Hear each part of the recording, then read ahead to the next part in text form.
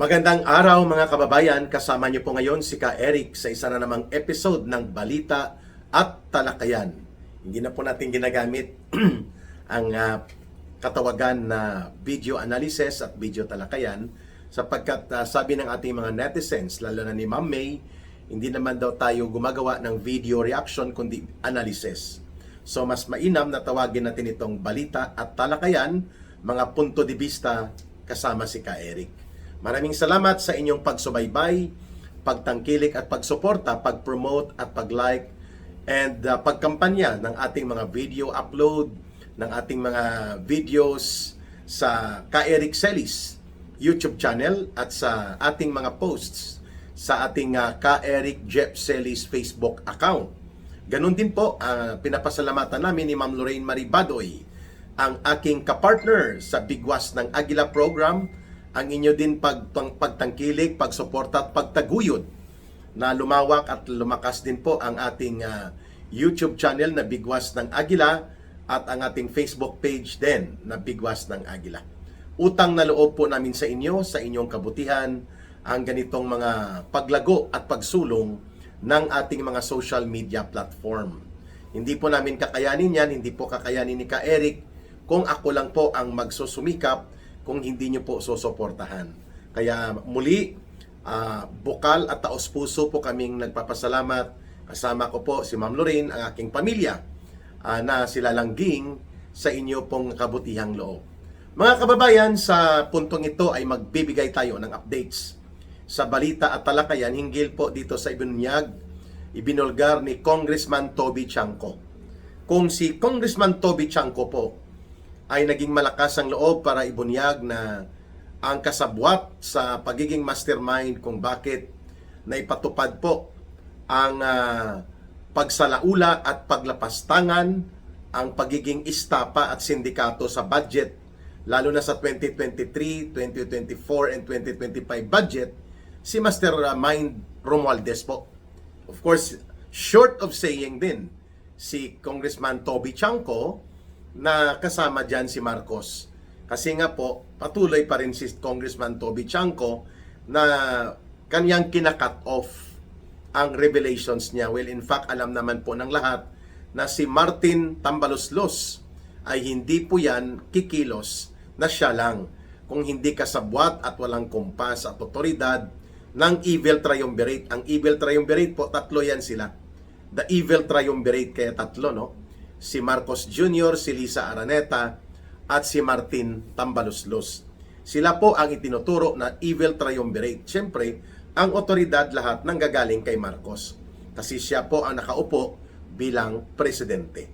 Ngayon, binabanggit ni Congressman Toby Chanco nung last year na kung bakit dapat lamang maibasura, ang basura naman talaga from the very beginning na baluktot na at shinortcut, no, na uri ng impeachment complaints nila ng grupo nila Tambaloslos at Marcos laban kay VP Sara Duterte sapagkat may panunuhol na involved gamit ang mga pundo, proyekto at mga allocations o ang tinatawag na allocables at insertions doon sa mga pumirma sa binaluktot at sinalaula na impeachment complaints na ibinasura din ultimately ng Supreme Court ng 2 beses na desisyon na unanimous halos.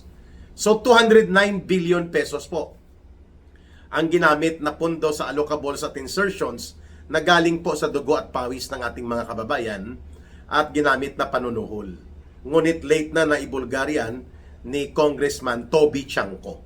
Ngayon, binulgar na naman niya nakahapon lamang po nagkaroon ng maniobra ang mga tagalakas sa CMD na partido ito ni Martin Tambaloslos na siya po ang nagsisilbi dito na party chairman, no, o kaya party president.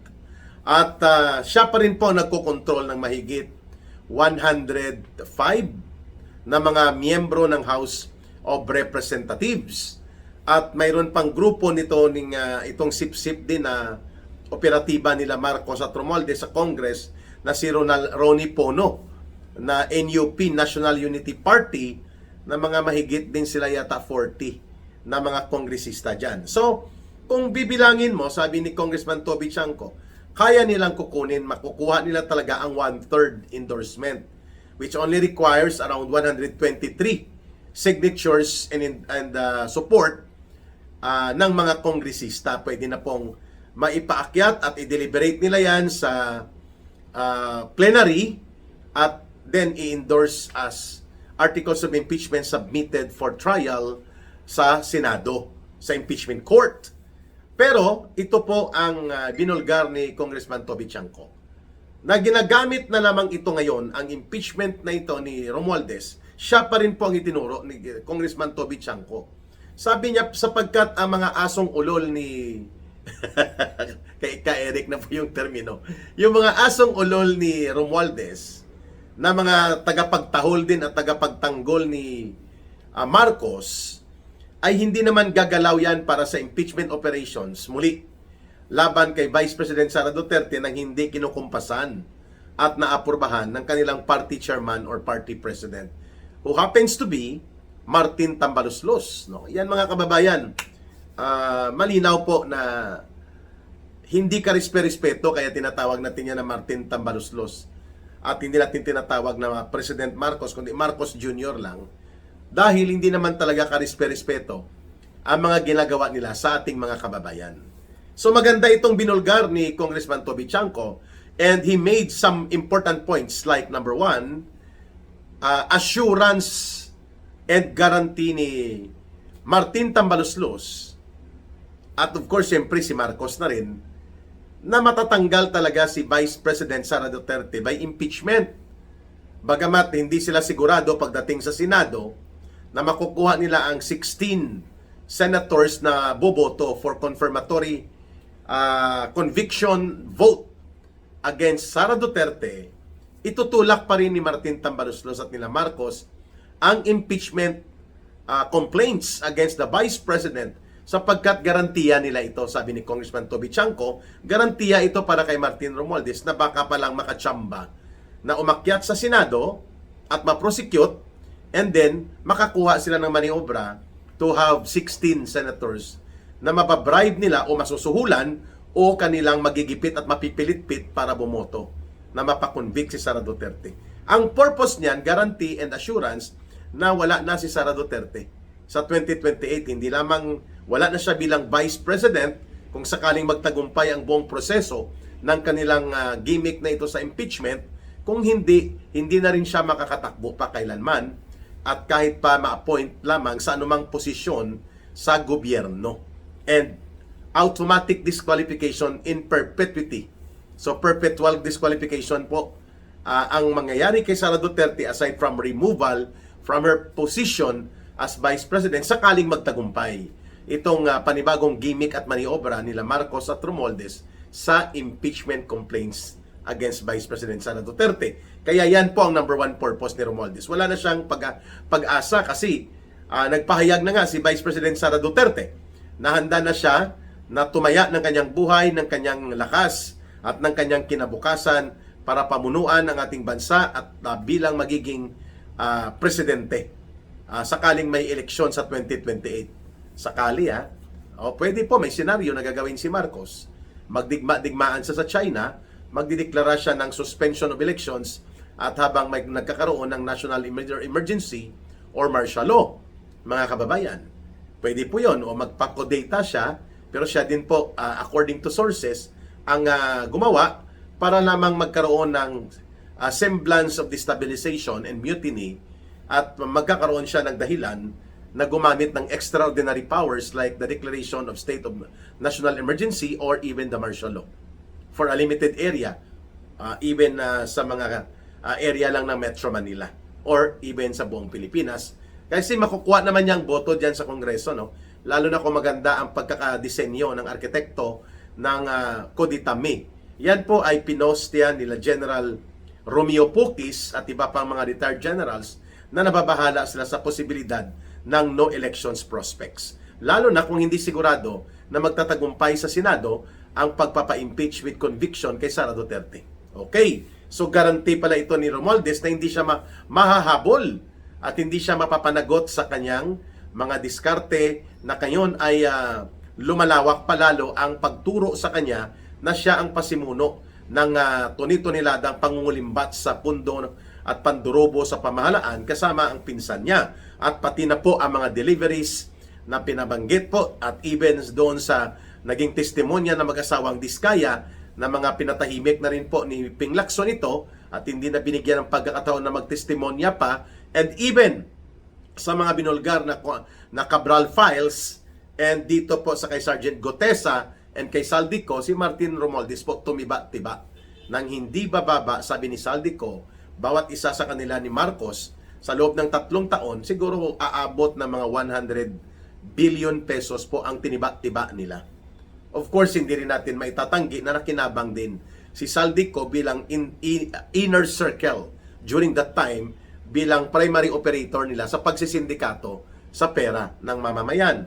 Subalit totoo at tama at tumutugma sa pangyayari ang binabanggit ni Ginong Saldico na hindi bababa yan sa 100 billion pesos ang mga nakulimbat bawat isa kina Marcos at Romualdez. Hindi pa kasama syempre ang iba pang mga sindikato. Of course, sa flood control projects alone, umabot po ng 1.4 trillion pesos ang pinapaniwalaang nawala o sinalaula at kinulimbat at dinorobo. Ang reality lang siguro sa 3 taon, wala pang 30%. So kung mga 1.4 trillion yan, mga kababayan, ang mayroon pong mga hausyaw ng mga projects pero karamihan wala talaga at ninakaw lang at dinorobo, umaabot din sa mahigit 1 trillion pesos talaga. Yun, doon pa lang tiba-tiba na sila Marcos at Romualdez.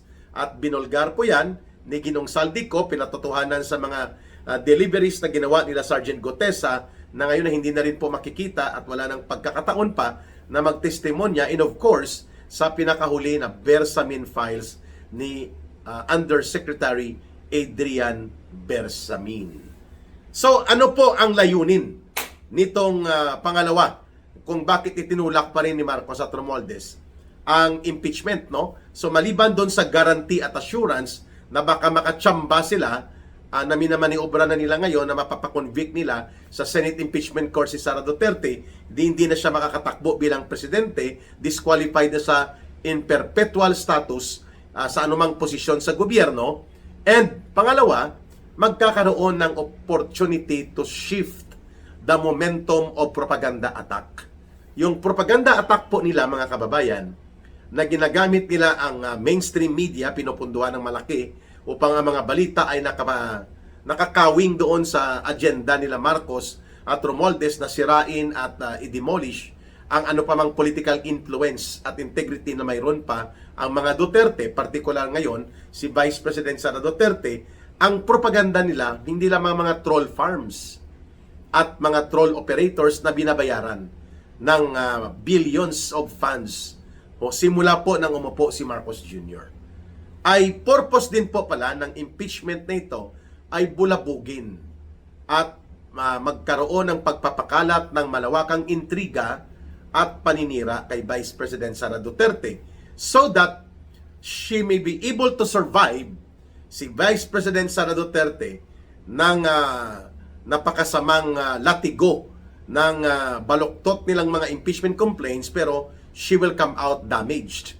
Ibig sabihin po, tinapunan ng putik na kung ano-ano para siraan ang kanyang pagkatao at ang kanyang integridad bilang public official. That is also part of the second agenda ni Martin Tambaloslos, and of course, it benefits Marcos. Na bagamat sila ngayon ang napupuruhan ng tudo-tudo sa pagsambulat nitong kanilang tinatawag na crime of the century, the most systematic, horrendous, and very organized na pagpapatupad ng korupsyon at malawakang pandarambong na nangyari sa kay Marcos at kay Romualdez na pamumuno sa gobyerno, they are going to shift the burden of attack towards Sara Duterte so that ma-defensive si Sara Duterte. Gagawa nila ng kung ano-anong intriga, like ibabalik pa rin nila itong walang katapusan na kunwari winaldas ni Sara Duterte ang mga confidential fund na nai-allocate o na ipatupad sa ilalim ng kanyang opisina bilang DepEd Secretary noon at bilang Vice President. So iyan po, bagamat nasagot na na ipaliwanag at nagkaroon na ng unmodified findings ang Commission on Audit 3 times. Hindi pa rin sila kontento. At syempre may ginigimik sila na Bicoy Part 2 chisme story na Madriaga naman ang gagamitin. Si Ramil Madriaga na ginagamit na nila noon na style laban kay Pangulong Duterte, yung Bicoy-Picoy story. Okay? So propaganda ang pangalawang agenda. Third, ay para po i-derail at isabotahe ang pag-abante o pagsulong ng positibong pagtanggap ng mga mamamayan sa maagang pagdideklara ni Vice President Sara Duterte na siya ay handa ng maging susunod na Pangulo ng ating bansa.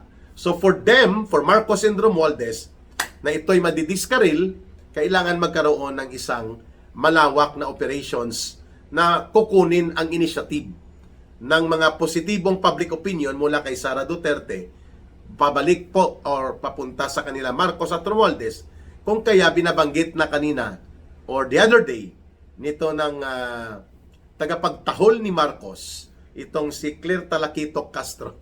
Talakitok talaga. May lumalangoy kasi sa kanyang utak na talakitok ng mga isda, no? Kaya alam naman natin na dispalinghago at mga binabaluktot na mga pahayag ang makikita o maririnig dito kay Claire Castro. So itong si Claire Talakitok Castro, mga kababayan, ay sinabi niya, nakakasawa na yung flood control issue na yan. Pwede ba mag-move on na tayo? Wow! Mag-move on. Ano to? Love story. Love story mo, Claire Castro. Kagaya ng pag-move on mo doon sa pagwawala at pag-oramintado mo sa Manila Police District. At pinakulong ka doon ng Chief of Police doon dahil sa nag-iiskandalo ka na parang nagtitinda ka ng mga kakanin sa palengke na, oh, biko, biko, biko! Matamis, matamis! Move on na daw! Sabi ni Claire Talakitok Castro, hinggil dito sa tinatawag na flood control project. Expected natin sapagkat they're going to launch coordinated attacks in the black propaganda operations against VP Sara Duterte and using the platforms of Congress and Senate through the gimmick ng panibagong impeachment complaints nila laban kay Vice President Sara Duterte. Tatlo ang purpose kung bakit itinulak ni Martin Romualdez. Takot na takot siya at ang kanyang pinsan ni si Marcos Jr. na kung hindi ma-impeach at ma-remove si Sara Duterte sa pagkapangalawang Pangulo at hindi ma-disqualify, hindi nila mapipigilan magpe-presidente ito, mga kababayan. At ang resulta niyan, uusigin sila.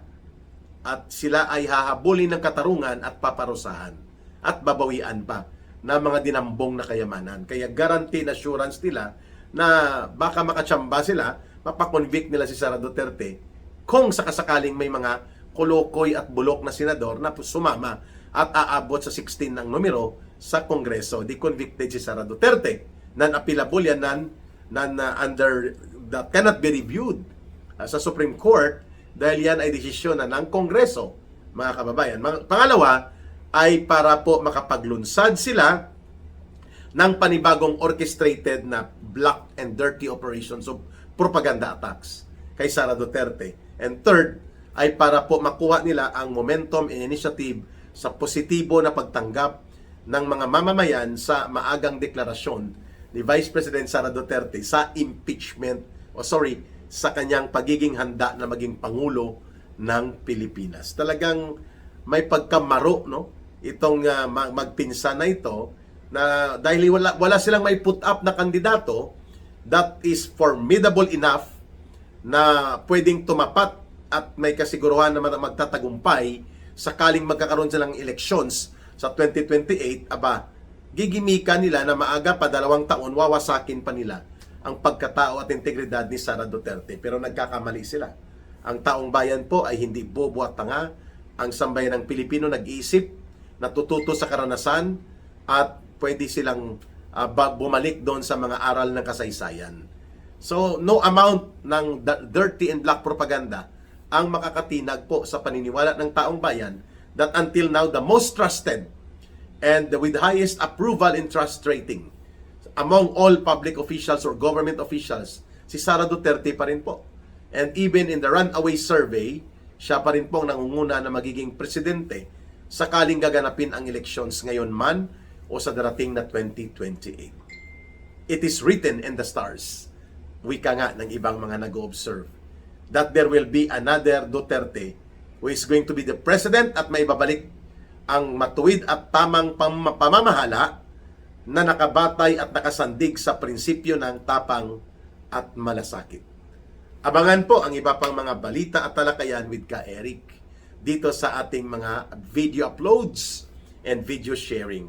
At huwag kalimutan, like and share, promote and subscribe, and promote as well our videos sa inyong mga social media platform. Malaking bagay po yan na naaabot natin ang mas malawak na audience at lumalakas po ang ating channel and social media platform. Muli, sa gusto namang tumulong at nagtatanong palagi kung ano po ang ating line of support para sa Bangon Sambayanan People's Movement, ang GCash line po natin ay 0916-308-7710. Uulitin po ni Ka Eric, 0916-308-7710.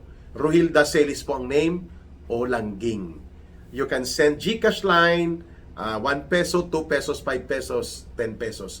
Iipunin po natin yan para tuloy-tuloy po natin natutulungan ang ating advocacy campaign laban sa pandarambong at korupsyon at para po sa pagsusulong ng mabuting pamamahala. Ayan po. So, mahalin natin palagi ang bansang Pilipinas. Nag-iisang bansa po natin. Ito. Walang ibang magmamahal nito kundi tayo ring mga Pilipino. Para sa Diyos at sa Pilipinas nating mahal. May God bless everyone and may Allah will be with those who are Muslim brothers and sisters. Bye for now. Mabuhay. Ito po si Ka Eric.